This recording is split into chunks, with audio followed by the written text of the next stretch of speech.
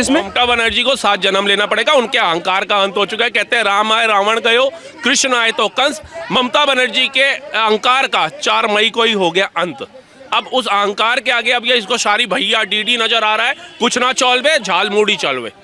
वो अपना कार्यालय तो खुलवा नहीं पा रहे थे टीएमसी के नेताओं गुंडों द्वारा, अब जाकर के अपने कार्यालय का ताला तोड़ा उन्होंने। लाल चौक पर तिरंगा फहरा नहीं पा रहे थे वो लोग, और कह रहे हैं कि हमारी सरकार बनाओ, हम लोगों को न्याय दिलाएंगे। पहले अपने कार्यकर्ता को तो न्याय दिला दो। जिस तरीके से 22 राज्यों के अंदर एनडीए की सरकार बन चुकी है ना, ये अपने आप घुसपैठिए भाग रहे हैं, क्योंकि इनको पता है कि जिस तरीके से अजय पाल शर्मा जी को 5 साल के लिए बंगाल में तैनात कर दिया ना, अब फट्टे बजेंगे या एनकाउंटर होंगे। इसलिए ये बोरी बिस्तरा उठा करके अपने 25 बच्चे उठा करके भाग रहे हैं, बांग्लादेश की तरफ आए हुए हैं और मोदी जी के वोट के आगे गिराए हुए हैं। अब भैया जो तुम विकास के दम पे नहीं जीत पा रहे थे और तुम तुलना कर रहे हो कि नरेंद्र मोदी ने तुम्हारा अस्तित्व गिरा दिया, किया क्या तुमने 15 सालों में? पैक कंपनी आया भी, अखिलेश यादव थोड़े दिन रुक जाइए। ममता बनर्जी का भी आपने लेटेस्ट बयान नहीं देखा प्रेस कॉन्फ्रेंस में, उसने कहा मेरी अखिलेश भैया से बात हुआ, मेरा सोनिया दीदी से बात, मेरा राहुल भैया से बात हुआ, मेरा अरविंद केजरीवाल से बात हुआ। अभी तक तो तुम इनको मुंह नहीं लगा रही थी, अलायंस को मजबूत करेंगे, इतना अहंकार था।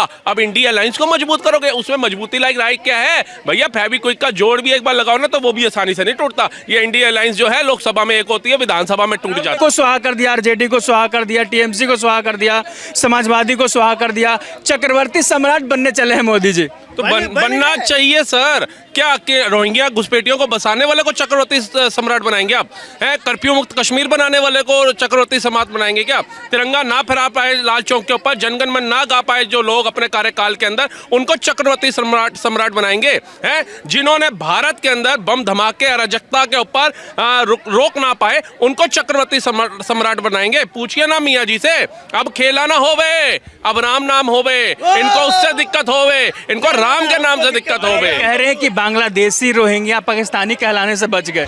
बांग्लादेशी रोहिंग्या अब बोरी बिस्तरा उठा करके तंबू बम्बू खंबू शंबू सब लेकर के भाग रहे हैं। और आप देखिए हावड़ा ब्रिज के ऊपर राम राम हो रहा है। अब राम भी नयनन में भी बस रहे हैं और हृदय में भी बस रहे हैं। अब जाकर के देखिए जो कांग्रेसी, जो इनको ये सुपर लीडर बता रहे हैं ना कांग्रेसी, वो अपना कार्यालय तो खुलवा नहीं पा रहे थे टीएमसी के नेताओं गुंडों द्वारा, अब जाकर के अपने कार्यालय का ताला तोड़ा उन्होंने। लाल चौक पर तिरंगा फहरा नहीं पा रहे थे वो लोग, और कह रहे हैं कि हमारी सरकार बनाओ, हम लोगों को न्याय दिलाएंगे। पहले अपने कार्यकर्ता को तो न्याय दिला दो। ये कह रहे हैं बीजेपी हर जगह सबको भेदते जा रही है, खत्म करते जा रही है, तोड़ते जा रही है, खाते जा रही है। आपने चाचा बोला कि पंजाब सिर्फ बचा हुआ है, सिर्फ पंजाब बचा हुआ, पंजाब भी शुरू कर दिया, जबरदस्ती जीत रही है। मतलब कोई नहीं, पंजाब गुरुओं की भूमि है, ठीक है ना, वो गुरुओं की धरती है।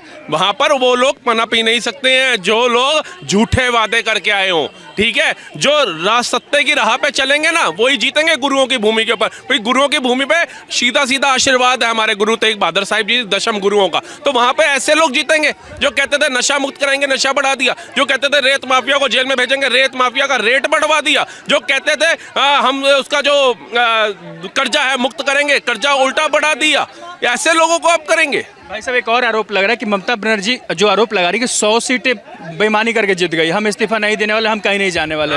बीजेपी बेईमानी करके जीत गई है। ये तो मेरे पास टाइम खत्म है, मैं निकल रहा हूँ। सबसे बड़ी बात मैंने आपसे कह दी कि अब भारत के किसी राजनीतिक दल में वो दम नहीं जो बीजेपी को हरा सके, जो रोहिंग्याओं को बचा सके। हाँ, अब रोहिंग्या नहीं, अब रोहिंग्यों वाला, ये घुसपैठियों वाला, ये जो टैग है ना, ये भी अब खत्म हो जाएगा। बच गए सारे लोग। तो मियाँ जी एक चीज तो बता दो, ये जो बॉर्डर से तंबू बम्बू उठा करके आते थे, पिकनिक मनाने आते थे क्या भारत के अंदर? ये नकली आधार कार्ड जो पाए गए पड़े हुए, वोटर आई कार्ड पाए गए, ये क्या उनको गिफ्ट में देती थी क्या बांग्ला सरकार? बच गए इन सब कहलाने से। कोई पाकिस्तान भेज रहा था, कोई बांग्लादेश भेज रहा था, कोई रोहिंग्या कह दे रहा था। तो मुझे लग रहा है कि मोदी जी को वो कानून पास करने की जरूरत ही नहीं पड़ेगी, CNRC।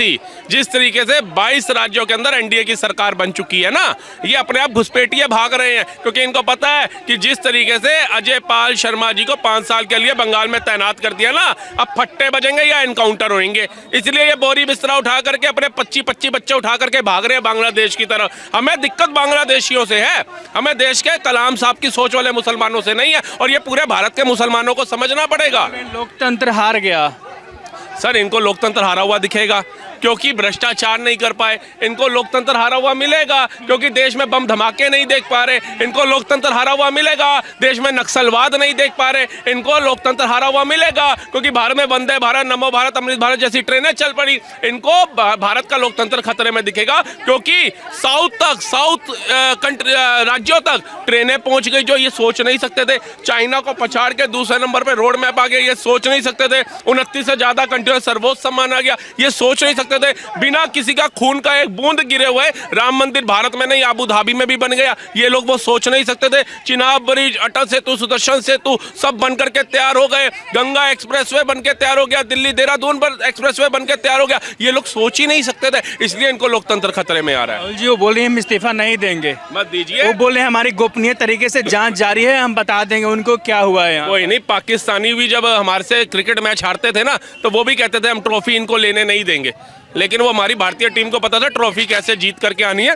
और नरेंद्र मोदी और अमित शाह जी को बखूबी पता है कि जो कह रहा है हम नहीं हटेंगे उसे हटाना कैसे है। क्या कहा जा रहा है कि ममता बनर्जी ऊपर बहुत ज्यादा आरोप लग रहा है कि ये बीजेपी टीएमसी इलेक्शन कमीशन से लड़ाई कर रही थी, ईडी से झगड़ा कर रही थी, बीजेपी से लड़ाई कर रही थी, हर जगह उसको सताया गया, दबाया गया, ईवीएम हैक हो गया। क्या था मतलब जीत के बाद बहुत सारा आरोप लग रहा है। वो तो भैया ना छेड़ो हमें, हम सताए हुए हैं और मोदी जी के वोट के आगे गिराए हुए हैं। अब भैया जो तुम विकास के दम पे नहीं जीत पा रहे थे और तुम तुलना कर रहे हो कि नरेंद्र मोदी ने तुम्हारा अस्तित्व गिरा दिया, किया क्या तुमने 15 सालों में? आरोप लगा रहे थे कि सबको खत्म कर दिया। चच्चा तो भैया, चच्चा तो समझ ही सकते हो ना, चच्चा तो पक्षपात करेंगे ही ना, क्योंकि ममता हार गई, वहां से कांग्रेस लुप्त हो रही है, वहां से केजरीवाल जी लुप्त हो रहे हैं, वहां से विपक्ष गायब हो रहा है। विपक्ष क्यों गायब हो रहा है? वो भ्रष्टाचार के चलते गायब हो रहा है, वो गुंडागर्दी के सारे सिस्टम के साथ वो गायब कर रहे हो लोग। कोई सिस्टम नहीं, जनता जिसको वोट दे रही है वो दिख रहा है। अगर वोट चोरी होता तो थाने में पुलिस वाले नाच नहीं रहे होते। वोट चोरी होता तो भैया मुझे लगता है हावड़ा ब्रिज पूरा जाम ना कर दिया होता भगवा झंडे।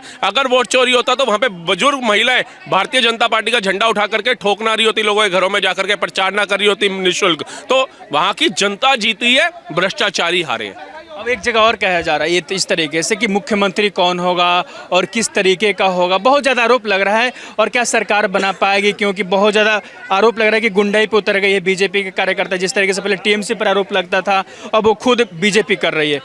घर में आग लगा देना, छेड़ना, लड़कियों को रेप की धमकी देना, कोई ऐसा वहां पे नहीं हो रहा है। ये सिर्फ एक टीएमसी के नेता बोल तो रहे हैं। इनकी एक महिला चली गई झूठी पट्टी बांध करके, एक महिला ने उसकी पट्टी उतार दी, देखिए वीडियो वायरल हो रहा है। झूठे आरोप लगाना इनका काम है। और इनके जितने वो कार्यकर्ता जो मार खा रहे हैं वो कौन है? जो जबरदस्ती वहां पे जाकर के उन लोगों जो जीते हुए चुनावी वो है प्रत्याशी, उनको तंग कर रहे हैं, उनको धमका रहे हैं जीतने के बाद भी, अपनी गुंडाई दिखा रहे हैं अपने ताकत के बल पे। तो उन्होंने दिखा दिया जब हिंदू एक होता है तो राक्षसों का अंत होता है, और वही हो रहा है आज पश्चिम बंगाल के अंदर।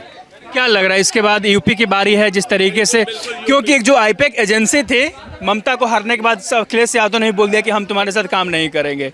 देखिए आईपैक कंपनी है, अभी अखिलेश यादव थोड़े दिन रुक जाइए। ममता बनर्जी का भी आपने लेटेस्ट बयान नहीं देखा प्रेस कॉन्फ्रेंस में, उसने कहा मेरी अखिलेश भैया से बात हुआ, मेरा सोनिया दीदी से बात, मेरा राहुल भैया से बात हुआ, मेरा अरविंद केजरीवाल से बात हुआ। अभी तक तो मैं इनको मुंह नहीं लगा रही थी, अलायंस को मजबूत करें, इतना अहंकार था। अब इंडिया अलायंस को मजबूत करोगे, उसमें मजबूती लायक क्या है भैया? फेविक्विक का जोड़ भी एक बार लगाओ ना तो वो भी आसानी से नहीं टूटता। ये इंडिया अलायंस जो है लोकसभा में एक होती है, विधानसभा में टूट जाती है। क्या लग रहा है? वो बोल रही है कि 2029 में बताएंगे कि जब सत्ता केंद्र में नहीं होती तो क्या हालत होता है। वो बीजेपी को बता बोल रही है ममता बनर्जी, क्या उखाड़ फेंकेंगे 29 में? ममता बनर्जी को 7 जन्म लेना पड़ेगा, उनके अहंकार का अंत हो चुका है। कहते हैं राम आए रावण गयो, कृष्ण आए तो कंस। ममता बनर्जी के अहंकार का 4 मई को ही हो गया अंत।